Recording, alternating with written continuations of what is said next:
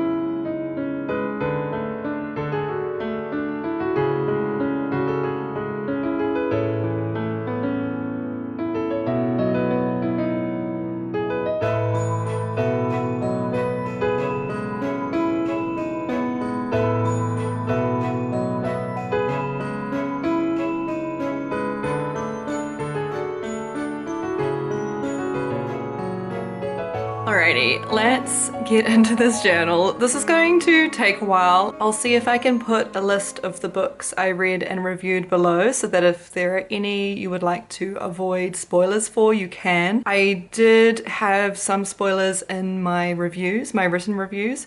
The pictures are also spoilers in some cases, not all, but I mean, if you want to go into a book blind, you may or may not want to avoid seeing some of these. On my monthly overview cover pages, I've listed the names of books that I read, so I will let you know then ahead of time what I have gotten to that month. Let's just take a moment of appreciation for this journal. So it is the Ghost Journal from Archer and Olive. I got it in 2024. Gosh, that feels weird to say, but it was from their Halloween collection and I love it so much. Spooky vibes are definitely me, and I was really happy to like embrace that with this journal. In saying that, I didn't make everything spooky, mainly my main cover setup stuff, but yeah. Anywho, this rubber band or elastic band is holding on for dear life, but all in all it's held out pretty well. You will see that it's a bit wider on the top and bottom, mainly the top because of the headings and stuff I stuck in. But yeah, pretty impressed with how it managed to hold up. I'll try not to talk too long about everything because otherwise we'll literally be here all day. So my cover page, you would have seen this in my setup video. I'll probably not spend too long if I can help it on these first few pages just because they're not new. It's so satisfying to see my pixels all filled up.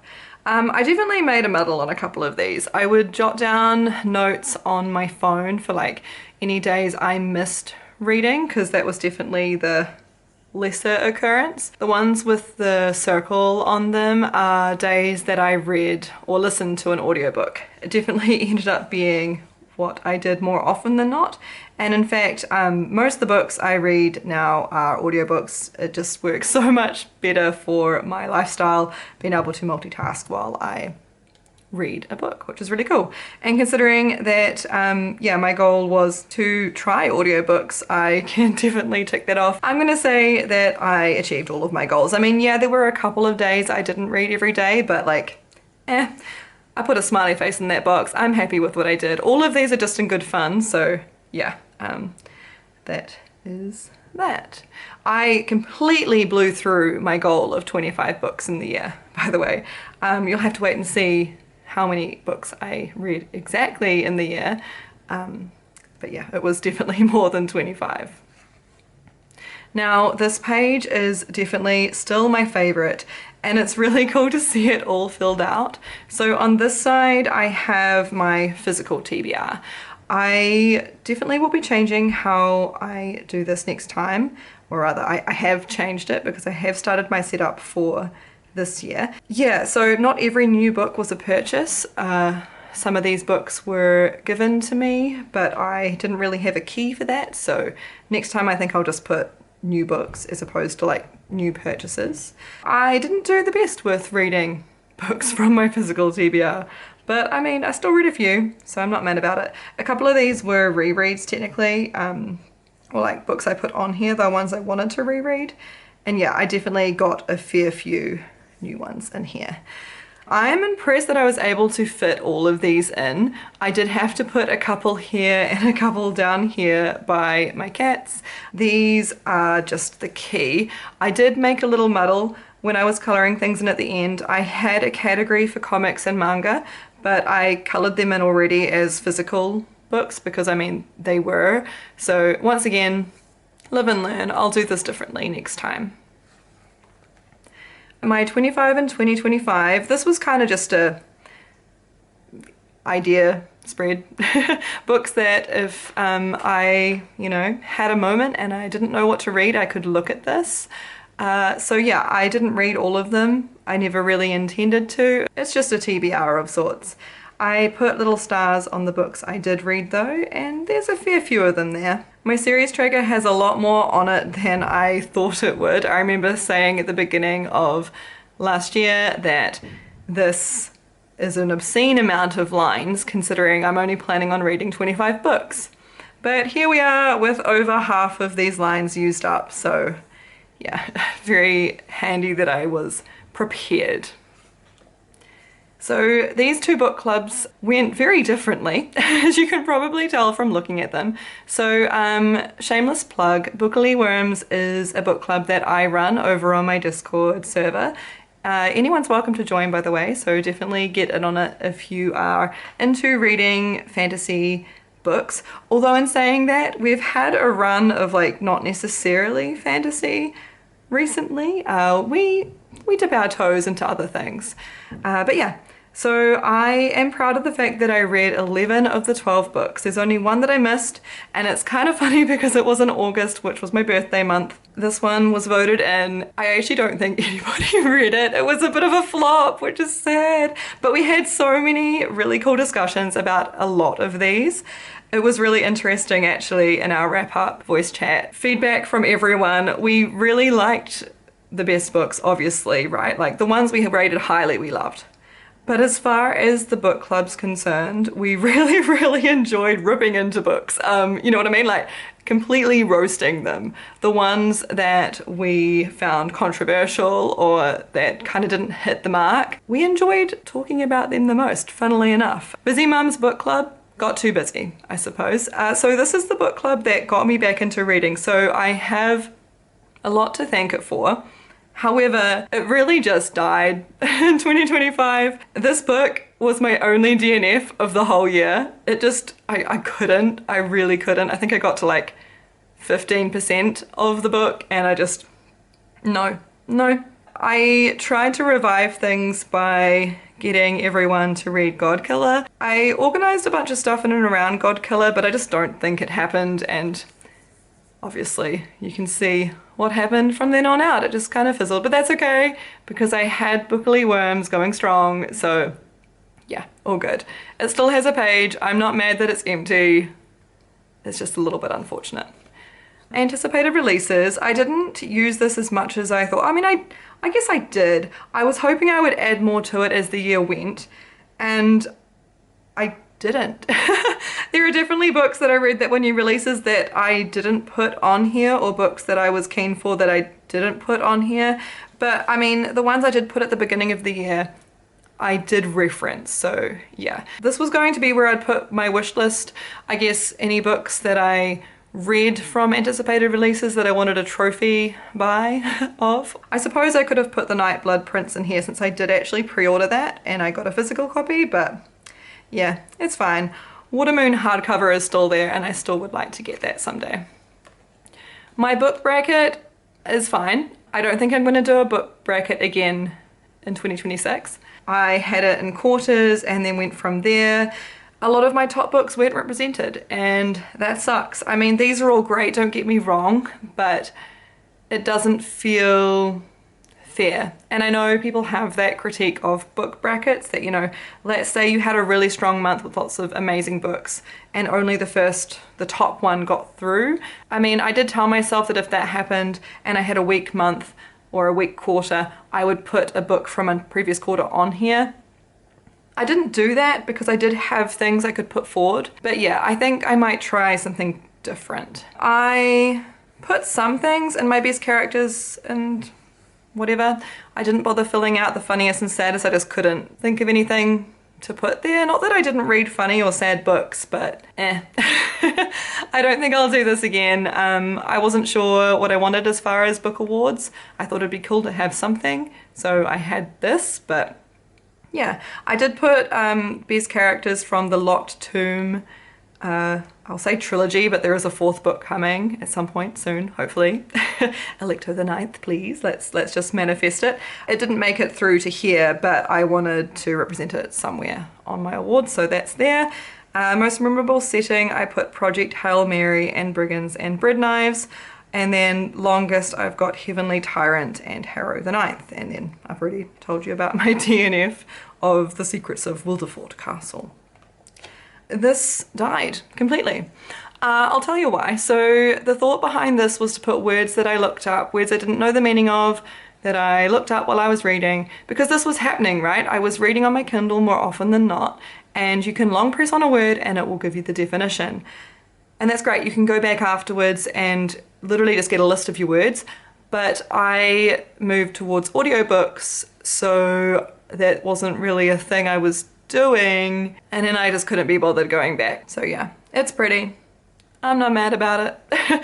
We tried. We didn't really try. We made it look pretty and it's here.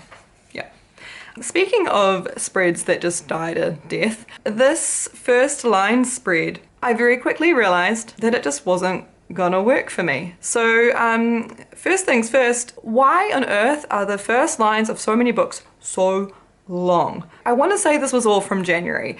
There's no way I was going to be fitting all of my books here, and I realized that pretty quick, so that's part of why I stopped. I also didn't like the way it looked, so I benched it. It's fine. The border's really pretty, and I do love the idea, I just don't think it's something for me to do. Onto my readathons. So the Year of Goober challenge was really cool. I'm quite proud of being able to complete it without having to try too hard. I only missed 1 month and that was June. I usually was able to make one of my books fit a category without having to like work too hard, but yeah, not in June. So for each month there is a prompt related to a flower, and the one that I read got added to my bouquet. Ignore the fact that this flower isn't in the bouquet. It's fine. It looks beautiful. I'm really happy with it, and you can see the books that I read here. A little bit annoying that there's just an empty spot here. Maybe I'll put a sticker of a flower. I probably won't, but yeah. For the buzzword cover and just buzzword-a-thon, I turned it into a bingo board. Now, the ones that have words are related to titles. The pictures are the covers, or the pictures on the covers. And once again, I'm really impressed. I can't believe that I almost got a blackout bingo. For the life of me though, I could not find a book that matched food on the cover or the word never or thing. I read a fair amount of books, so I was really hoping that it would be there, but no, that's okay. It looks cool even though it's not completely filled out. Now, Magical Readathon is awesome. I am so glad that I was able to participate in it and actually complete the year's worth of stuff. I will be continuing it in 2026. So I don't think this was in my initial flip through of my setup. I don't think I'd gotten to it yet. Or actually, I think I'd set up my waterfall tabs, but there was nothing on it yet. This is all just context information about my character, and I drew this picture of her here. Her name is Mars Corbin, if you're interested in that. I'll link these readathons down below as well, by the way. This one is from Book Roast. But yeah, so this first spread is the map that you follow for the year-long challenge. I started in the middle and then I chose to go south. I've got a sticker on each part that I followed. I don't know if it's showing up too well. Now each point here corresponded to a prompt, and I wrote these out here. I've highlighted the one that I ended up doing, and then I've got the corresponding books here. I think I might just do the exact same layout again in 2026 because the year in Eldia will be the same. We'll just go a different way. So not sure what direction I'll go in this year, but it won't be south. Now, if you know anything about the Magical Readathon, you'll know that there are 2 semesters, is that what they're called? Yeah. There's the spring equinox and the autumn equinox. And each has their own prompts that you get depending on what, is it called a class? No, it's a calling, I think. Yeah, depending on your calling. So my character, I chose to be an illusionist rogue, mainly because it sounded cool, but also mainly because I thought it was achievable. This class has 3 prompts per semester. So these are the books that I ended up reading for spring equinox and these for autumn. Now there were a couple of other things to do with it, like in the spring equinox we saved dragons. There were different dragons and you figured out what one was most suited to you by ticking the different statements. And I ended up with the law dragon, and then I think for the autumn equinox we saved creatures and you could adopt one, so I've adopted this cat-like creature here. You do earn points as you go and you can redeem them. Now I think I might have muddled this up somehow. I did get out a spreadsheet and try my best to do the maths, but these are the items that I have recorded myself purchasing. But yeah, I might not have done it completely right. We'll see. Essentially what I'm saying is I might have got the maths wrong, but I'm not beating myself up about it. Sorry if there are any magical readathon purists who are watching this and are just devastated that I have fudged it, but yeah. I have best intentions, please don't be mad at me. Yeah, this is the Lightful spread. At the end of the year, there's a special like seasonal event. We had a bingo board, and the ones with stars are the ones that I completed. Now the passport's something that's been done previously in Lightful, and I'm pretty sure you're not meant to be able to complete it in a year. This is where I'm pretty sure I fudged it comes from. But I know that like each of these can be attributed to a different shop in the town, and that if you visit a shop then you get a stamp, and I did all of them, so therefore I'd get all the stamps. I don't know, I think it's fine. And then we're into January, so we are now into the monthly reviews.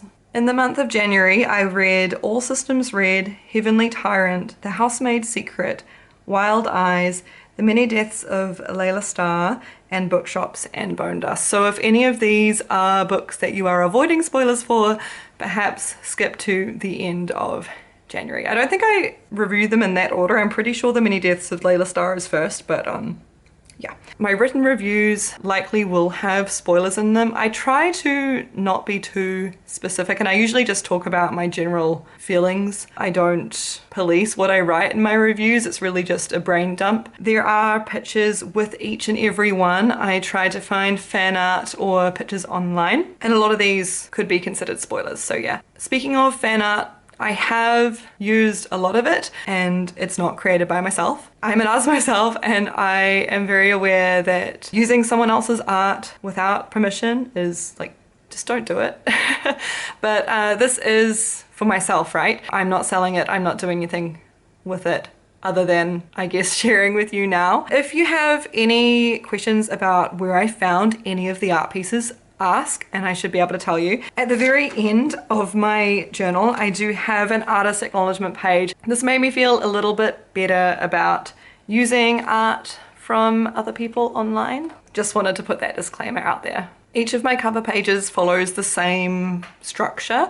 I have a month calendar overview thing, which just shows when I read each book. Well, more so when I started and finished each book. If I missed a day with a book, I didn't record that. It's really just start to finish, so you get an idea of like the span of time that I spent on a book. That's about it. Oh, I guess also I have a pie graph in the top left corner of every monthly spread. That's just for the format that I read. So in this case, half of the books I read were ebooks. I read 1 comic and 2 audiobooks. I also have a little list at the top for how many books I finished, pages read, and hours listened. So in January I finished 6 books. I read 768 pages and listened to 28 hours worth of stories. So yeah. The first one I read was The Many Deaths of Layla Starr.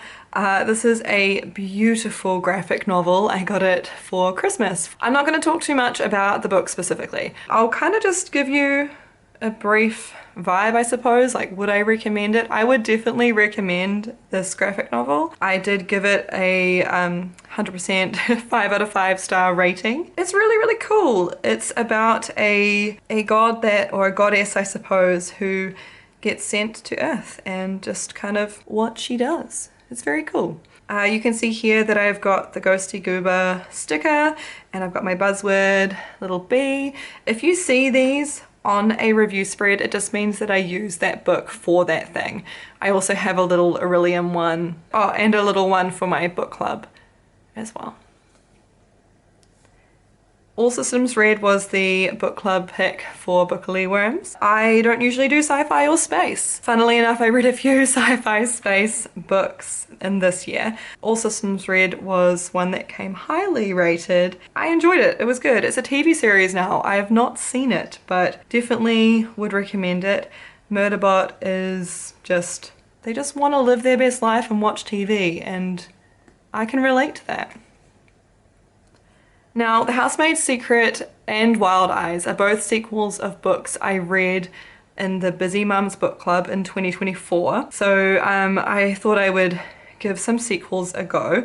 Neither are books that I would usually go for otherwise. And say that I didn't from looking at this, I didn't hate them. 3.5 stars for each. But yeah, they were fine. I do think Housemaid's Secret the formula is just very similar, and I know there are more after this. I don't think I'll bother reading the next one. Romance isn't super my thing either, but I definitely have dipped my toe into it a little bit. Heavenly Tyrant, oh my gosh, I'm getting to relive these books a little bit and flicking through this with you now. It's quite cool. I love this. It's the sequel of Iron Widow, so I'm not going to go too much into it because you know it is a sequel. It's really, really cool. I, again, wasn't sure how I would feel about it since I would say it's fantasy sci-fi. It's kind of like a merge of these two things. It's got a lot of historical commentary. I feel like I am not smart enough to comment on it in too much depth. I really enjoyed it. It was very cool, and I'm looking forward to the next one. I think it's going to be a trilogy. So yeah, I'm being vague on purpose, but hopefully you get it. Now, Bookshops and Bone Dust, another sequel. I guess this was very much a sequel heavy month. So I'm sure you're aware, but this is the sequel of Legends and Lattes, and I definitely found this one more enjoyable than Legends and Lattes. It was not quite as slice of lifey, which I appreciated, and it was cool to learn more about Viv, and I absolutely loved Fern. Just was a good time. Really liked it.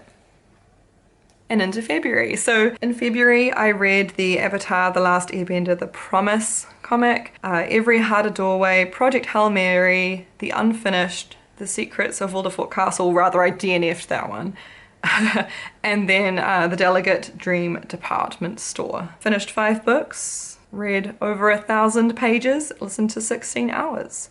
Once again, ebooks coming out on top. You'll see this flip the other direction as we go on, but yeah.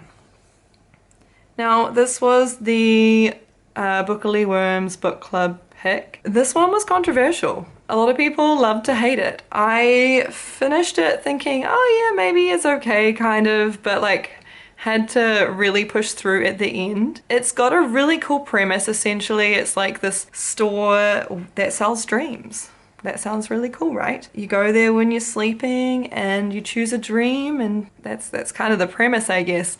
Ultimately, it felt like a collection of short stories, and it didn't really benefit much from being a novel. If it had been presented as a collection of short stories, I feel like it would have been received better by my book club. I don't think I would necessarily recommend this one. Now, Project Hail Mary, however, 100,000% recommend. This is all spoilers, kind of-ish. I mean, yeah.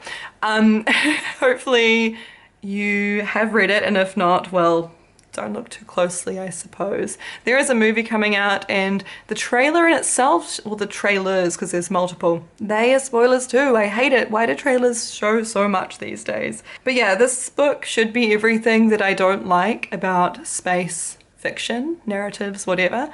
But I loved this book. So good. It gets very technical with the science. Now, Andy Weir does this. They did it for The Martian as well. They do it really well. I didn't feel too lost. It's kind of just something you have to go with the flow with. What little things I do know, it is accurate. It does make sense. It's really cool how it is grounded in that way. Just read it. Read this book. Now, The Unfinished is would I say it's YA? I'd say it's YA if not middle grade, honestly. It was fine. I rated it kind of highly. I feel like my ratings often did end up quite high, but then when I was writing, I was more critical than you would think when you see my ratings. Every Heart a Doorway, however, amazing. I'm so glad that I picked up this series. So it's a series of short stories, and they're great. I've had one miss maybe with them so far, but otherwise been really enjoying them. Would recommend. Avatar: The Promise, it was fine. I'm a massive Avatar fan. I was procrastinating on reading these because I was just worried that they would be weird. It was a little bit weird how like overly lovey-dovey Aang and Katara were. Like, it was very cheesy. But like, it was fine. It kind of makes sense that they would be. They're young, you know, that's how they think people act when they're in love, I suppose. And I mean, it's kind of cute. They did poke fun in it a bit, so at least it was self-aware. I would like to see more of other aspects of this book. And I mean, I know it's the first in a series of these, so yeah, I'll have to have a look at more. And on to March. So in March, I again read 6 books. We've got Watermoon, The Serpent and the Wings of Night, A Good Girl's Guide to Murder, The Sad Ghost Club 1 and 2, and then The Last Murder at the End of the World. The Last Murder at the End of the World was the Bookly Worms book club book. These are the questions, by the way, that I came up with to give to members for sake of the voice chat discussion at the end of the month. It was really cool. It was a mystery, very much wasn't what I was expecting.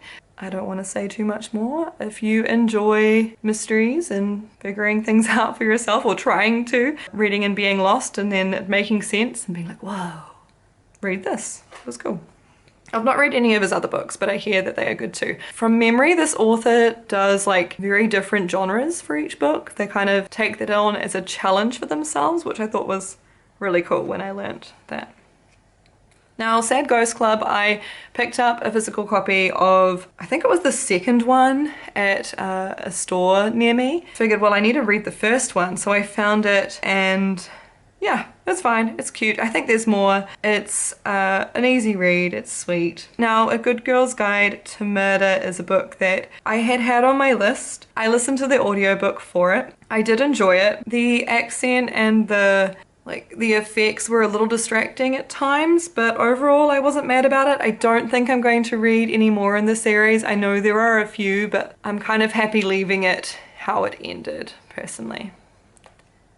Now, Serpent and the Wings of Night is the first like romantasy that I picked up. Definitely think I'll be continuing in the series. It was very cool. I can see why people love romantasy. Yeah, I don't think I necessarily will like gravitate to it the most on my own. Also, just look how beautiful this spread is. The art definitely carries it.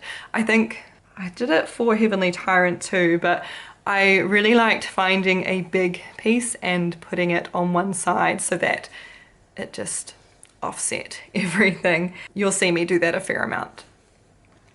Watermoon, oh my gosh, this book, if anyone has ever seen the anime Mushishi, I was reminded of that while I was watching this in the best way. I love Mushishi. One of my cat's names is Ginkgo and the other's name is Bug, and if you know, Mushi kind of translates loosely to bug, so that's why she's Bug. I love Mushishi. This is beautiful. I don't want to say anything too much because spoilers, but if you like the vibes of this page, give it a go. It's very whimsical. Very, very cool. And now we're on to April. So in April, I read Tress of the Emerald Sea, Bride, The Bookshop and the Barbarian, Godkiller, The Girl Who Drank the Moon, and The Speed of the Dark. I tried something a little bit different here and I used like this, I think it was from a bag, this like black and white striped material here, so it's kind of semi-junk journal-y, I think. Oh yeah, also here you can see it swings round. Now we have more audiobooks and less ebooks. In fact, I think we get to the point where there are no ebooks at all at some point. Now, Tress of the Emerald Sea is cool. When I say it that way, it sounds like I didn't like it. I did like it. However, I had to push myself to continue with it. I procrastinated on it big time. I don't know what it was. I just got tired of it. I don't know. It felt like a screenplay and that distracted me. I think because I was listening to an audiobook and it was a fully casted one with lots of different voice actors and things. It didn't match exactly to the book. I had hoped to listen to it as I read it on the Kindle at the same time. That wasn't going to work because it missed out a few things. Initially I thought it was just the so-and-so said they said that kind of thing, because, you know, different actors, so you don't need to say that they said it if it's obvious different people said it. But then I noticed that this whole beginning of a chapter was missing. I mean, it wasn't important, don't get me wrong, but it threw me off and I benched it for a while, also because it wasn't really meshing well with my next book, which was Bride. I was trying to like co-listen to them and it, no. But yeah, I pushed through and I'm really glad I did, because it does pay off. But yeah, it was different and I wasn't used to it, but I'm really happy that I got through it. I will be reading more Brandon Sanderson at some point. I thought this was a nice ease into his work since it's a standalone. And I know he's got a lot of like really long series out there. Alright, so we're on to Bride. Another romantasy? I guess it is, isn't it? I would say it's more of just a straight romance that just happened to be in the context of vampires and werewolves. It was cool. I enjoyed it more than I thought I would. The Bookshop and the Barbarian was the book club pick, and this was not great. I think I did rate it. Did I rate it higher than Delegate? I don't. It was equally not good for kind of different reasons. I don't want to say anything too mean, but like, I'll just read what I've got here. Respectfully, not respectfully, what was this? I don't need to say any more than that. Okay, Godkiller was really, really cool. I have continued in this series. You'll see another sequel of it further on. The characters are really cool. Love kissing. It was awesome. The magic system and the world building with the gods was really, really cool. Characters were interesting. Love me some representation, disability rep and LGBTQIA rep as well. It was just really nice, and I'm looking forward to reading the third book in this series at some point. Now, these two spreads I don't like. Not gonna lie, I don't know what it is about them, and it kind of put me in a slump for like writing in reviews. I just avoided it for the longest time. I don't mind these spreads so much now that I actually have stuff written in them. The Girl Who Drank the Moon was really cool. For like a fable, fairy tale vibe, I guess it's YA, it might even be middle grade. It is surprisingly deep. It has multiple storylines, you get to explore multiple characters and where they're living and how their communities are like impacted, infected by magic, and it's really cool. I would definitely recommend it. The Speed of the Dark was a reread. This is a book that I remember reading when I was in high school, and I actually managed to get myself a physical copy. It's really hard to find this book anywhere. There's no ebooks available. It's not an audiobook. I wanted to reread it to see if it was anything like what I remembered, because I remember thinking quite highly of it. Yeah, I will say it's definitely still enjoyable. It hit different now in context of being an adult. But yeah, it would be cool if more people knew about it, honestly. On to May. So in May we had a Goober readathon. I have like a little tip in here that goes into more detail about that, and then on the inside, I don't know if it's focusing, I've got more details about what books I linked to which prompts. These are all of the books I read in May, so I was able to link each one to one or more prompts. Yeah, it's kind of cool.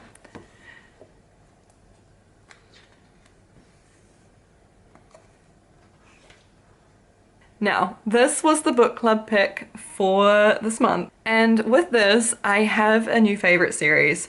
I'm just obsessed. I'm not normal about Gideon the Ninth and the Locked Tomb.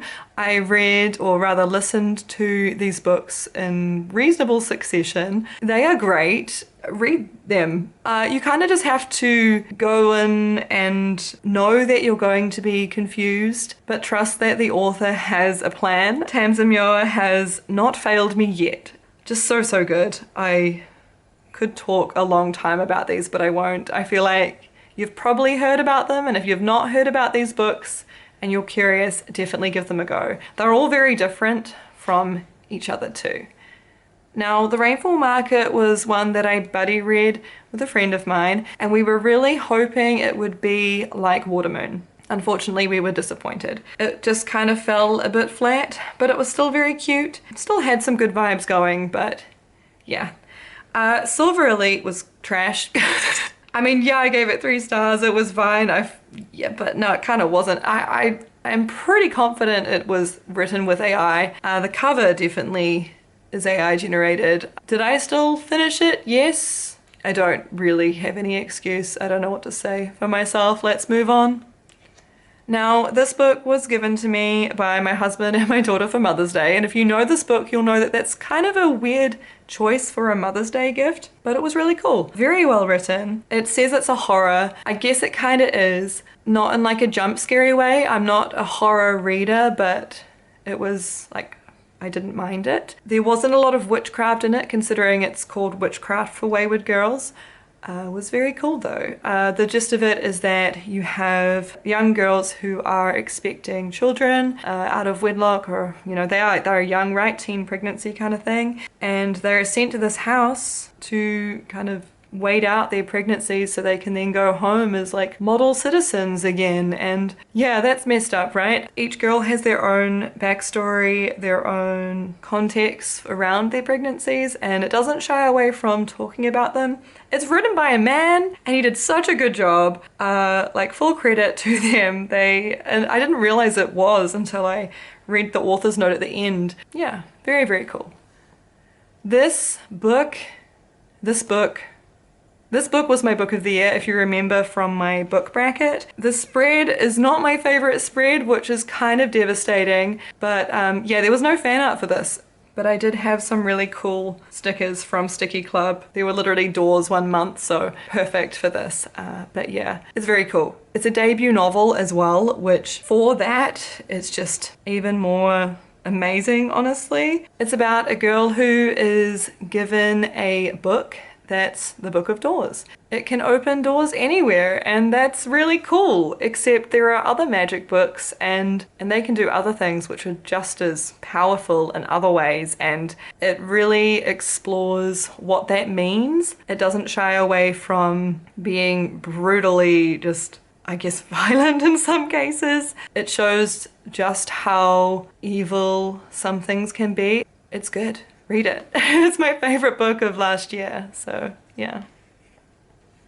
On to June. In June, I only read 3 books, 1 ebook and 2 audiobooks. Part of that is because I read Harrow the Ninth, and I guess that took a while, but actually no, looking at it, it was Hearing Read that took the longest. So Hearing Read, Fourth Wing, and Harrow the Ninth are books that I read in June. Hearing Read was the book club pick. Zombies, not my first pick. I was really worried it would be super predictable in all of its zombiness, and it kind of was, but it also did some different things. My main gripe with it was the switching of POVs and how that lost some of the narrative. So one of the characters is blind or has like they can only see like bright lights and stuff. I don't exactly know the lingo here. So you switch between their POVs, and it's very interesting to see how the blind character perceives everything. But like, as you can probably imagine, switches from one to the other. Oh, she can't see it, so she's not talking about it. And then it switches this character. Oh, she doesn't care, so we're not talking about it. And I feel like a bit was lost, unfortunately. But otherwise it was okay. Fourth Wing is obviously very popular. I had to try it. It was fine. Again, I don't know if romantasy is like something that is necessarily super for me. I didn't hate it. It was great, but it also wasn't like great, if you get what I mean. Sorry to any like hard out Fourth Wing fans, but I tried it. I'll probably try the others. I've heard that they're not as good. We'll see. But yeah, cool to have some context about like it in general though. And I know that it inspired a lot of other stories. So yeah. Harrow. Oh. Love Harrow. I could talk about this forever. I'm not going to. It's a sequel of Gideon the Ninth. Very different in the best ways. You're so confused until you're not, and then you're just mind-blown. Yeah. In July, I finished 4 books, 3 audio and 1 physical, and my top book was Nona the Ninth, which is the 3rd book in the Locked Tomb series. Again, so different from the others in this series, but in the best way. I think this one's my favorite yet. Can't talk too much about it without spoilering things, but like, I love Nona. Nona is great. Nona loves you. And we love the lot too. It's great. Kill Creatures was the book club pick for this month. It was okay. It wasn't what I thought it would be. I was expecting a kind of fantasy, people coming back to life, creepy thing, and instead we just got like a story from the perspective of a killer, a murderer, which is interesting in itself, but it wasn't what I expected. It was fine. This is not good. I mean, I get some people think it's good, and it had great reviews, but I was so bored. I'm sorry. Definitely just wasn't for me. I know a lot of people did enjoy A Study in Drowning, but just not. It's not my vibe.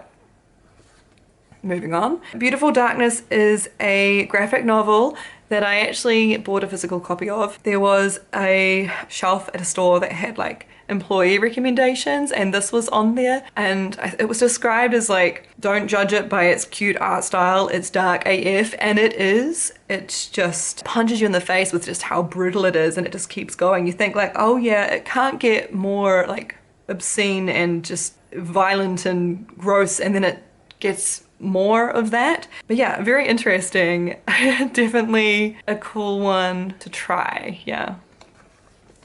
And we're into August. This month I read 1 physical book and 2 audiobooks. The books were Sunbringer, The Philosopher's Flight, and The Nightblood Prince. So Sunbringer is the sequel to God Killer. It definitely gave us more context about the gods, which was really cool. I did find myself just waiting for everyone to reunite after you know, they were separated at one point, and found myself just kind of waiting for that to happen, which meant that ultimately this book felt like a bridge between the previous and what I assume the next book will be. Second book syndrome, some people refer to it as, but yeah, it was still good. I still enjoyed it. The Philosopher's Flight was fine. It flips the script and the power dynamic between men and women, because as far as philosophers are concerned, which is like, it's not a magic, it's a science, they're very clear on that, but it's essentially magic, right? Women are better at it. And the book follows a man who is trying to like break into this woman's field, I suppose, and be good at it. For a book that's meant to be like, oh, women are powerful, it still was like about him. I don't know, it just felt weird. It felt weird. I'm not a big historical fiction person, and I guess it kind of had tones of that, which is just not me. Now, The Nightblood Prince is a book that I got on pre-order. I took way too long to finish it. I got a physical copy, and I kind of got bored, I'll be honest. So it's a Mulan retelling. It doesn't do too much else, honestly. It says it has like vampires and stuff in it and a love triangle, but I didn't really feel like I got that. I mean, they were there, but they weren't. Yeah, it was okay. On to September. In September, only audiobooks. That was it. 5 books finished, 48 hours listened. Yep. I started the Darker Shade of Magic series. This was the Bookly Worms book club book, and I really enjoyed it. I was immediately hooked and intrigued by the magic system. The 2 main characters that we follow are both very unique and interesting. Yeah, it was really cool, and I loved every bit of it. I read the sequel later on in the year. The Incandescent is a book about, I think it's described as like a magic school teacher, and she's a millennial, and it's dark academia. I'd say that's accurate. It's cool. I'm a teacher myself in my day job, so I feel like this book was really just perfect for me. I really enjoyed the teacher gobbledygook. Not that there was much gobbledygook in it, but you know what I mean. Like, it had teacher jargon. It showed the main character really caring for her students, planning things, all that stuff. So I really enjoyed that. I was not smart enough for this book.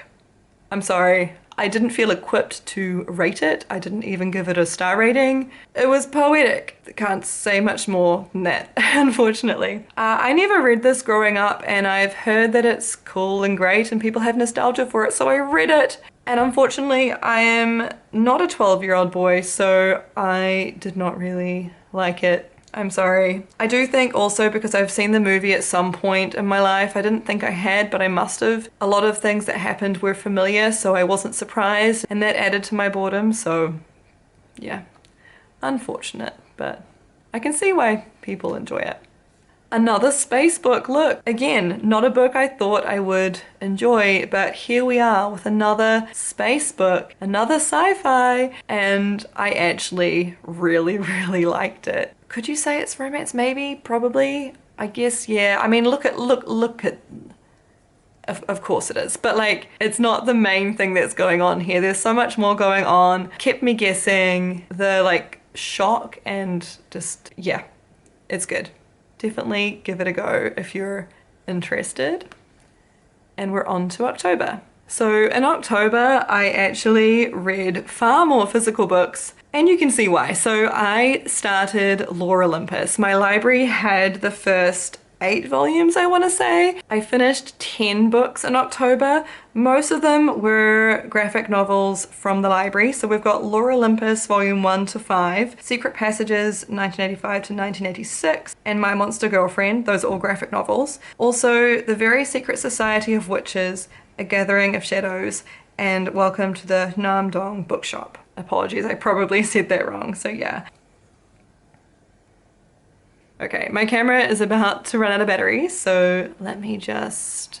Okay, I am back. Apologies if there is a change in the lighting or anything. So The Very Secret Society of Irregular Witches was my Bookily Worms book for October. We wanted something that fit the season, and this definitely was it. I guess I would classify this as a cozy book, and our club had had somewhat of a interesting history with books classified as cozies. So I wasn't quite sure how this would go getting into it, but ultimately we really enjoyed it. It has the most gorgeous magic system. Just the way it's all described is so lovely. I really, really enjoyed the found family vibes. The children were a good time. I really liked it. Ultimately, just a really, really cool book.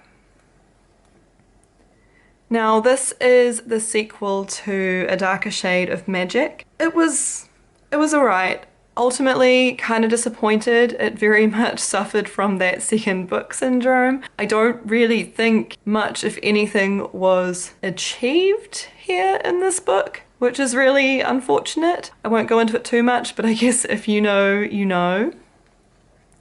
And we've gotten into Lore Olympus, so I decided to lump my ratings together. So this is for the first 5 volumes, which I read in October. I wasn't sure if I'd like it going into it. I am not someone who has enjoyed or like looked into Greek mythology before, so the amount of characters and backstories and context that I just didn't have was a little bit intimidating, and it certainly does have a really large cast of characters, but it was fine. I really liked the way it introduced them. I didn't feel overwhelmed, thankfully, and I just really got like caught up in the story and the side stories and the characters. And I know people have their problems with it, namely the age gap, if you can even call it that. It's more like an age chasm, I don't even know. But yeah, I mean, all that aside, it is a really nice story and I can't wait to see where it goes. This was not great. I mean, it was a memoir, right? A comic memoir, had humor and whatever wrapped up in it, but ultimately kind of didn't go anywhere. I wouldn't recommend that one. This one was just smut. I really should have seen it coming, since it's literally Smut Peddler presents My Monster Girlfriend. Not really what I was looking for, but yeah, the art was really cool. Now, this had been recommended to me by a friend who I'd done a bunch of buddy reads with, and they said I really needed to get around to it, and I finally did. It was really sweet. Coming off of the comics that I had read prior, it was quite refreshing. So yeah, I was listening to this alongside Lore Olympus for a little bit there. And then we were on to November. I read The Society of Unknowable Objects, The Knight and the Moth, and then Lore Olympus 6 through 9. Which of course increased the ratio of physical to audiobooks in my graph here. Now, I continued with Lore Olympus. I finished what is currently available in the physical copies. I actually ended up buying volume 9 myself because they didn't have it in the library. I know volume 10 is going to be coming out sometime soon, and I know that volume 11 has been announced. I think I saw a picture of a cover, so that's really cool. I don't know how many volumes there are meant to be left. I would guess that 10 and 11 are the last ones. Definitely going to see this through. Really enjoying how it's going. Yeah, I'm glad that it's going well. The Night and the Moth is my first Rachel Gillig book. I've had One Dark Window on my TBR forever. I have a physical copy that I've had for like years, and I definitely need to read it now because this was gorgeous. I, funnily enough, didn't realize it was like the first of what I think will be a duology. The next one's due to come out this year, I'm pretty sure, so you know I will be reading it in 2026. It was lovely. It was really, I know lovely might be a weird word. I mean, I don't think it's a weird word to describe it. It was dark, it was haunting, the vibes were vibing. Definitely going to be picking up the next one. Now, The Society of Unknowable Objects was a book club read. I was really excited and had high hopes for this since I loved the Book of Doors so much. I was beyond excited to find out that Gareth Brown had a book coming out in 2025, so I just knew I had to read it, and I managed to have it be picked for book club. Now, it was still great. I still put it as 5 out of 5. It did not, however, quite reach the heights of the Book of Doors, but still a really well crafted story. And I mean, there was a little cameo in there from Book of Doors, which made me just incredibly excited. On to December. We've finally made it. Mostly audiobooks, as you can see. I read Christmas Core, Mythos, Down Among the Sticks and Bones, Beneath the Sugar Sky, In an Absent Dream, Come Tumbling Down, and Then There Were None, A Guest in the House, and Brigands and Bread Knives. Quite a lot of books, 9 in fact. A lot of them were audiobooks and a lot of them are novellas from the Wayward Children series. I really just churned through those in December. So Christmas Core was the book club book. We wanted something Christmassy. We ended up voting mostly on Christmas Core, which is a lit RPG novella. Oh my gosh, it was a ride. I didn't have much to say about it. It was short. A dungeon created in a Christmas theme and Christmas themed things being violent as feck. It was brutal and none of us were really prepared for it. Now, Mythos, again, I don't have the most familiarity with Greek mythology. Most of my familiarity at this point now comes from Lore Olympus. And I think it spoiled me because I found this not the most compelling in the world, because I guess I was comparing it to Lore Olympus, which is funny because that's obviously inspired from the myths and this is more directly the myths, so yeah. Still, I did enjoy it and a couple of the stories definitely stuck with me more than others. And I mean, Zeus is just super horny, I guess. That's my takeaway there. Here begins my, I guess, marathon of Wayward Children reads. Down Among the Sticks and Bones is so good. I was really thrilled to go to the moors with Jack and Jill to learn more about their story. That was great. However, Beneath the Sugar Sky fell flat. I kinda didn't care. It was fine and it added more world building and context to another door. I still rated it highly. I'm not going to critique it too harshly, but as far as they go, the story just didn't hit as hard for me. This one, however, In an Absent Dream, I think is my favorite so far in the series. It's just really cool and the goblin market was so interesting.